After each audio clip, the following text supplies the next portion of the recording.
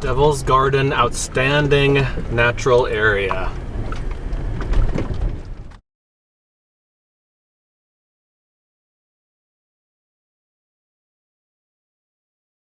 So this is just an area of interesting rock formations.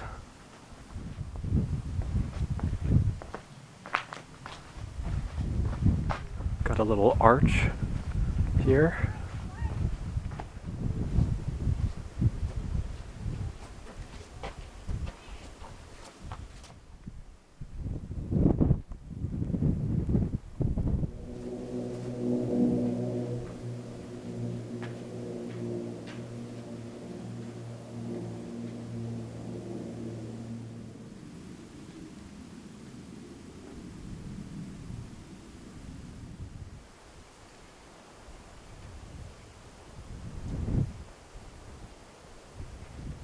That was a fun little stop. It's a pretty area.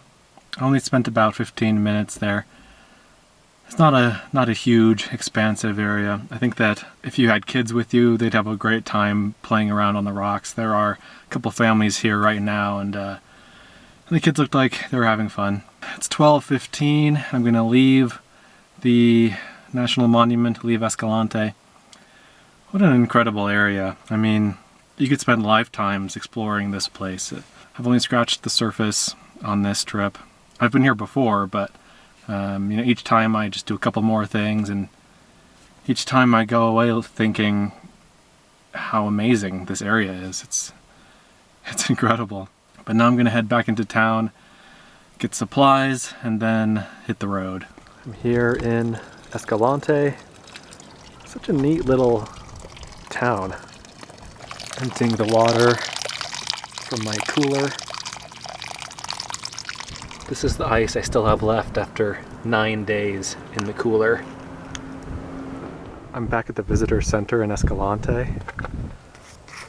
Just look at the location of this town. It is amazing.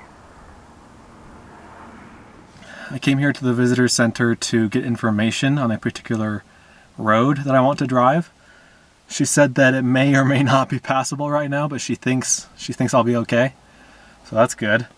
And then I filled up my water some more, and I took my trash out, emptied my little trash bag. Visitor centers are amazing places, like the national park ones and the national monument ones. You can get information, you can throw your trash away, you can get water, go to the bathroom. Sometimes they have Wi-Fi. I still need to find some ice and some groceries. The main grocery store wasn't open today. So I'll find another little one and then go on that road that I was talking about. It's called Hell's Backbone. You know, with a name like that, it's gonna be good. All right, I'm leaving town, leaving Escalante.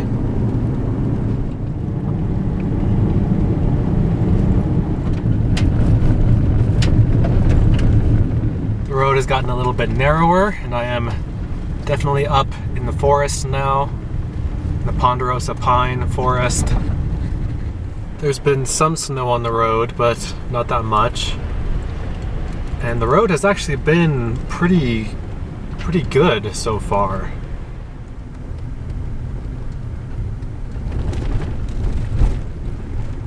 It's getting a bit more muddy now, but haven't gotten stuck yet. Okay, the road is now kind of on top of a ridge. I just checked my elevation. I'm at about 9,000 feet. You do not want to drive off the edge here. Do you remember that movie George of the Jungle from the early 2000s? The one with Brendan Fraser? Brendan Fraser? I remember one line from that. It just came to mind. You'd have a very long time to say goodbye, to wave goodbye if you fell from right here. One lane bridge ahead. Okay, so this is supposed to be the highlight of Hell's Backbone, this bridge. This is pretty crazy. Wow. It's looking off one side. Holy cow, this is looking off the other side. Let me park and walk on the bridge. So there's the bridge, Hell's Backbone Bridge. But the highlight is the view behind me. Look at this.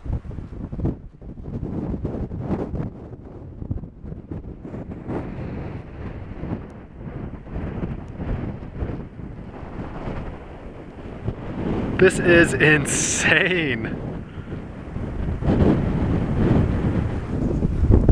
Down the cliff that I'm on. It's just such rugged terrain. Ooh, I'm gonna go stand out here.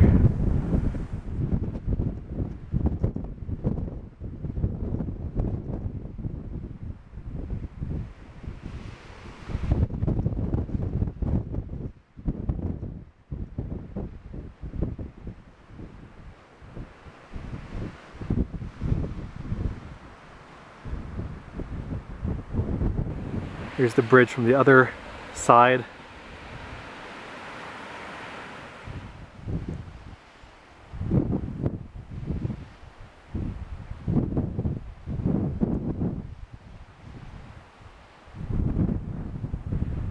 What a crazy place, what a crazy bridge. So the sign over here says that this road and this bridge were built in the 1930s by the CCC, the Civilian Conservation Corps, as a faster summertime route between Escalante, where I was, and Boulder, where I'm going. And they got to this point, and there were two big old trees here. They chopped them down, felled the trees across the chasm, across the Devil's Backbone, put some planks on it, and then had the guy with like a bulldozer drive across this rickety super makeshift bridge, and they tied a rope around the guy's waist so that if he fell off, if the bridge collapsed, he wouldn't fall to his death. Isn't that a crazy story? The interesting thing is that there isn't really a gap that this bridge is spanning.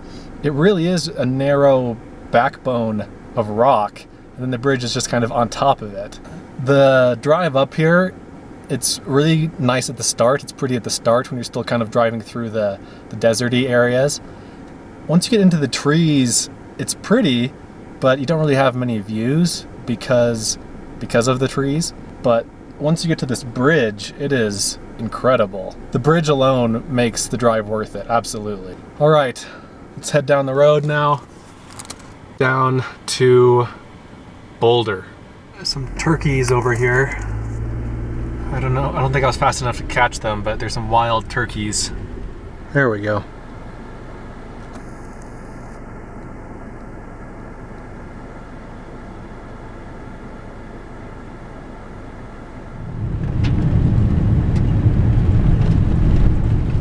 Coming up on the town of Boulder, Utah. And here in Boulder, I just turned off onto the Burr Trail, B-U-R-R. I don't know what the origin of this road is. I assume it was like a wagon trail or something back in the day. But now it's just a super scenic road, apparently. I've never driven this road before. And now I'm driving through Grand Staircase-Escalante National Monument again. And I will actually be driving through Capitol Reef National Park again, briefly.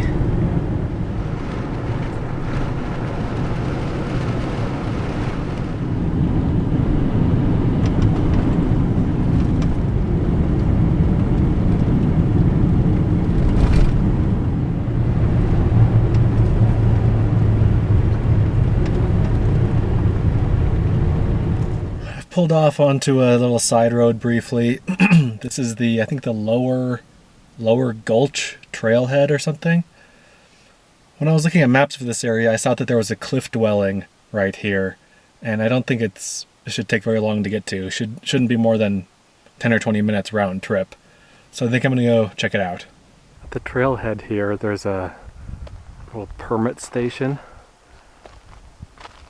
Why is please in quotation marks? Beautiful little area. think it's just called the Gulch trailhead. Okay, so I see a little bit of a ruin right here. There might be something right here.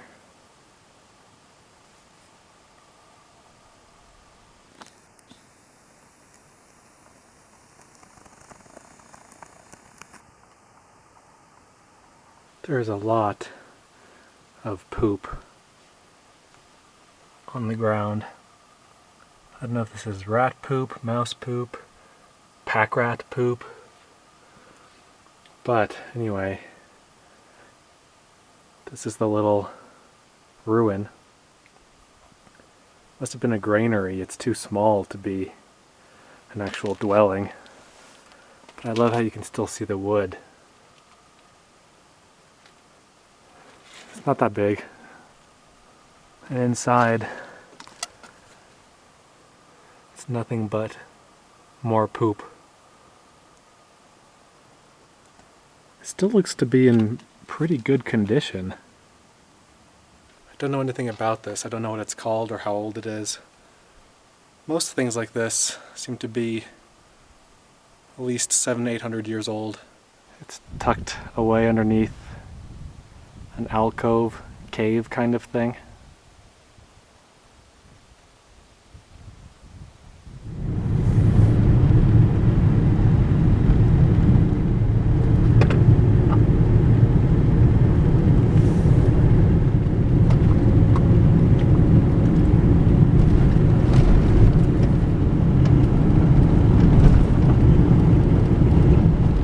I just made it back into Capitol Reef National Park. Capitol Reef is very long and skinny, and at the section where I am now, it's only like 5 or 6 miles across, so I'll be through it and back onto BLM land pretty quick here. Jeez, how amazing is this? What views!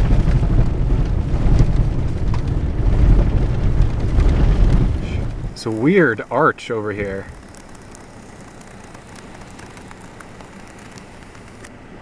Look at that. Weird. In a few minutes here, I'll be coming up on the infamous Burr Trail switchbacks. Apparently they are just lots of tight little switchbacks that go down a steep slope. Burr Trail switchbacks.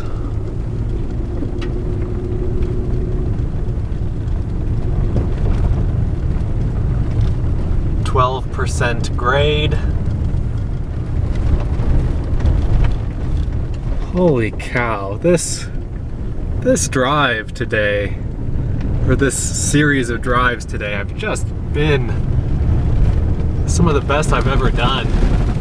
I'll scooch over to the side of the road here to show you the switchbacks. At least show you the slope that the switchbacks are going down.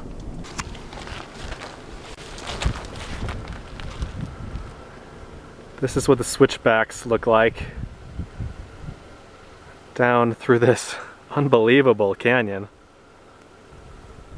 This feels like something out of Indiana Jones and the Last Crusade. I just feel like I'm traveling back in time.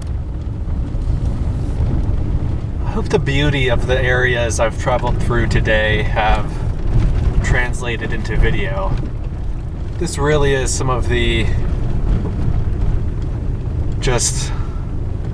I'm having a hard time putting it into words. It's just some of the planet's most unbelievable scenery. I understand that some people aren't desert people. Some people really love trees and rain. But I think that even those people can appreciate just the scale of these areas and just the incredible beauty of these areas and how different they are from anywhere else. This is just a singularly unique and beautiful and just special area. I think epic might be the best word to describe this scenery. It just seems Like if there were ever a desert version of Lord of the Rings, it would be filmed here. You know what I mean? Like, it is just crazy scenery that seems like something out of a fantasy novel or just on another planet.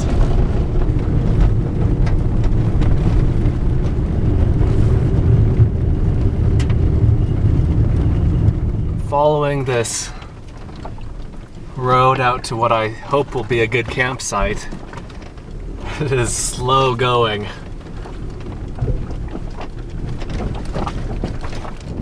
Guys, I just found one of the greatest campsites I've ever been to. Incredible views of the Henry Mountains there. Oh, but wait. You thought this was good? Check this out.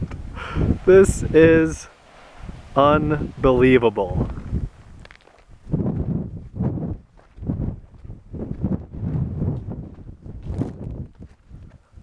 This is without question one of the greatest campsites I've ever found.